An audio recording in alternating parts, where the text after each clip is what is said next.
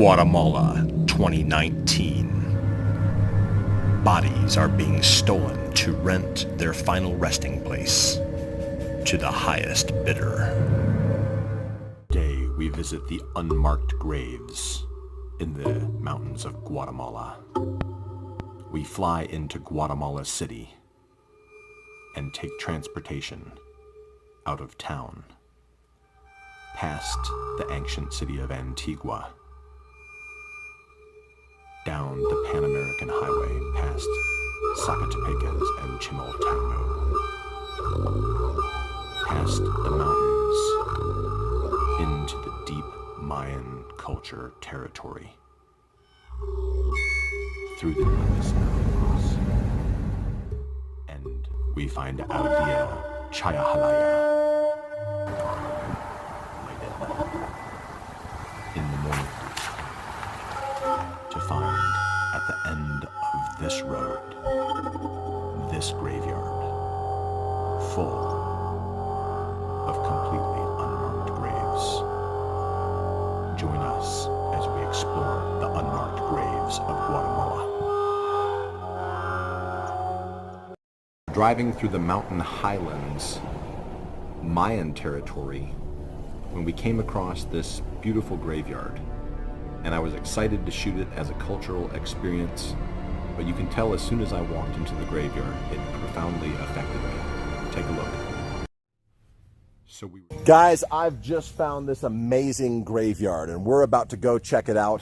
We have to crawl through the hole in the fence first. Why am I coming out with an English accent? We have to crawl through the hole in the fence first, and we're going to do that now. So come on with me and check out this awesome graveyard right near, where the hell are we? We're somewhere off the Pan American Highway between Tecpan and Panajachel. There we go. And this is my Harley bodyguard here. Is this area secure? Yeah. Am I secure? Yeah. Does this hat now make me a filmmaker? Yeah. Excellent.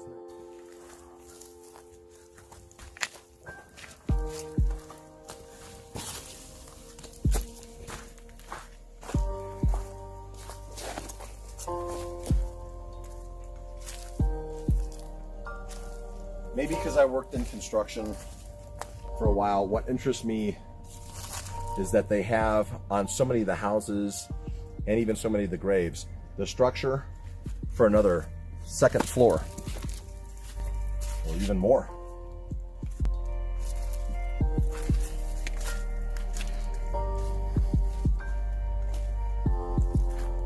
Somebody loves this person. Somebody cares about them. They've put some pine straw out, a lot of fresh flowers. It's beautiful.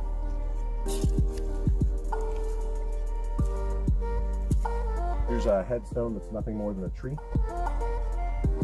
We've got 1, 2, 3, 4, 5, 6 graves here.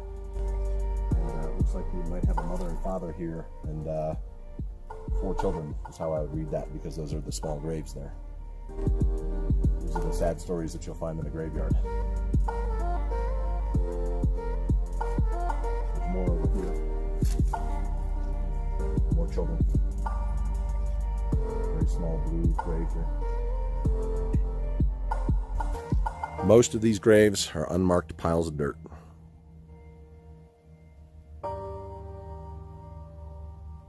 Every now and then you'll see some names.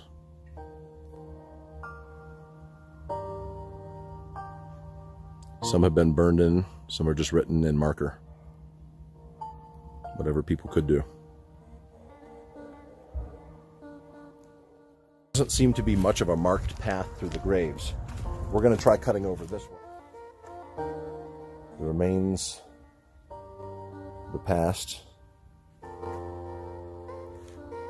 and today's trash.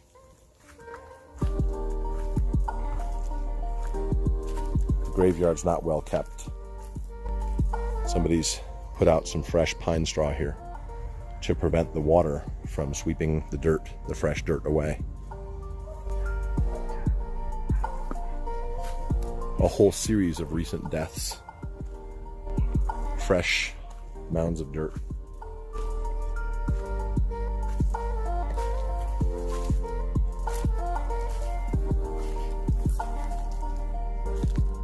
Here we find an open mausoleum It appears that the coffins were taken out because it was bricked shut, but it's not now.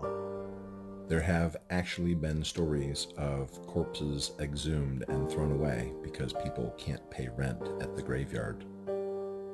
While this is from a different graveyard, I don't know if this is the case here. It's certainly disturbing. What appears to be a young brother and sister.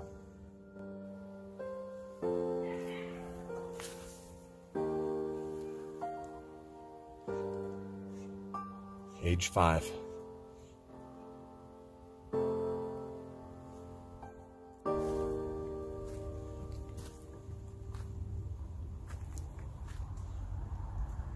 Some of these are done up as beautiful little houses. Some are larger, signifying the wealth of the family. And many are just unmarked graves. A lot of unmarked graves. As we pick our way through the graveyard, it's really a sad reminder of the shortness of life. More niños.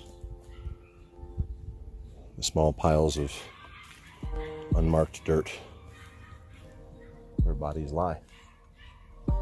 Children. God rest their souls. I can't imagine losing my children.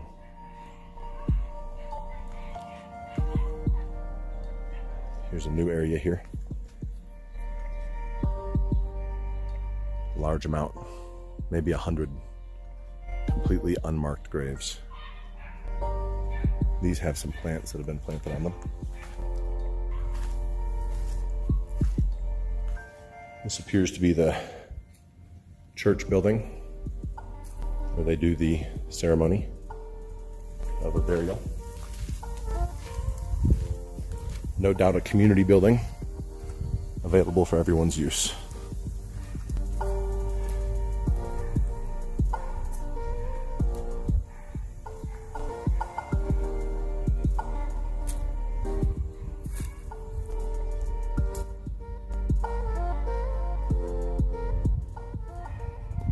More unmarked graves.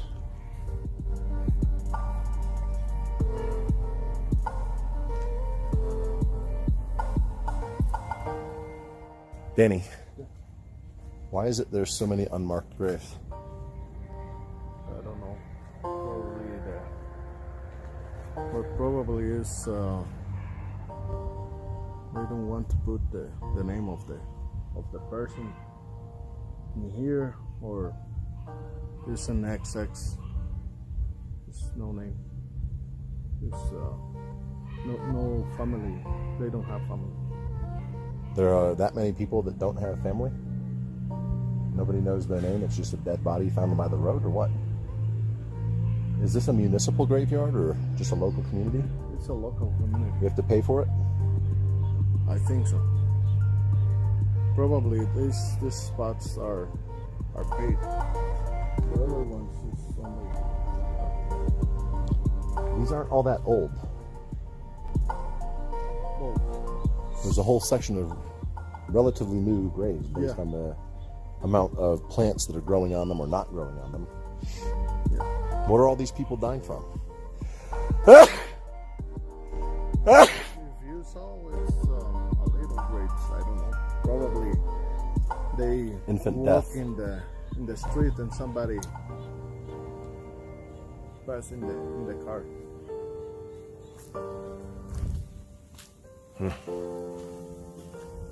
Hey man, there's some stuff around the bottom of the altar in here. I want to see it.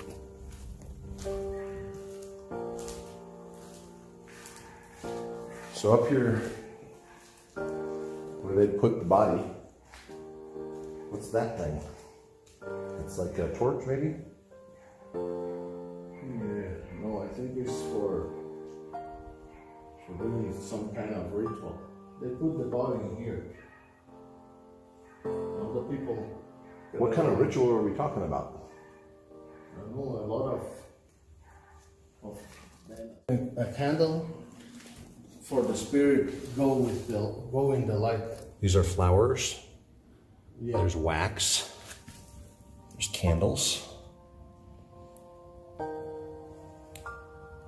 I think I know this. Put you in here and put a crown from the dead people. What do you mean? It's a crown. In here you put a crown, flower crown. Oh, Yeah. and that holds it up. Yeah. I see. So that's for flowers. Gotcha. Okay, that makes sense. Because this looks very Catholic right here.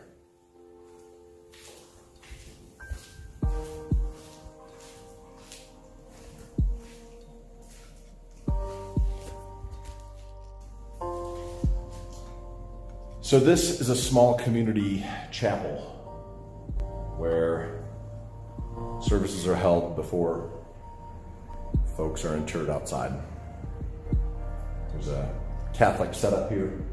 We've got the wax, the flowers, the cross, and the large concrete table to hold the dearly departed.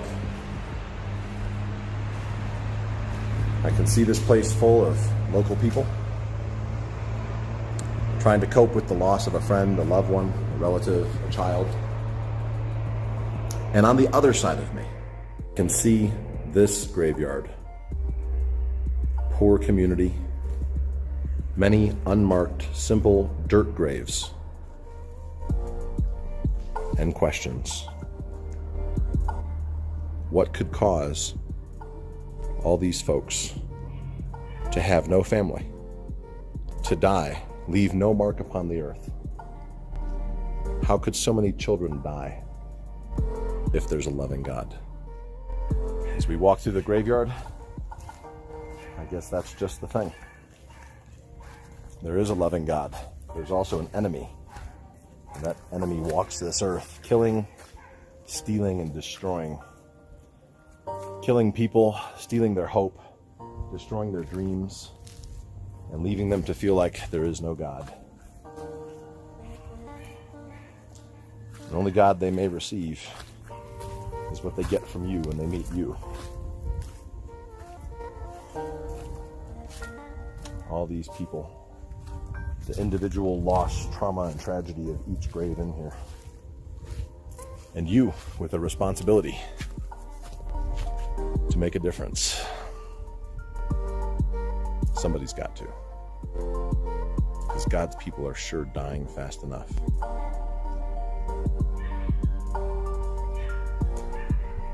Well, back out through the hole in the fence to the waiting vehicle. Oh. Oh. There we go. Back to our nice life. All the happiness and joy we get to experience in the midst of other people's tragedy that we know nothing about. Here we are in the middle of the country, in the mountains, with our beautiful lives, untouched by the hurt and pain of others, the concerns, needs, and fears and wants of others. Oh, Father, keep us ever mindful of the needs and wants of others. Well, I'm James Disciple Johnson, National President and founder of Disciple Christian Motorcycle Club. Here with the brothers from Disciple Christian Motorcycle Club, Guatemala. Check us out on Facebook, Instagram, YouTube. And also, go to disciplechristianmc.com. See why we disciple men to have a daily word and prayer time. And support the 1% world in prayer. God bless you. Thanks for watching.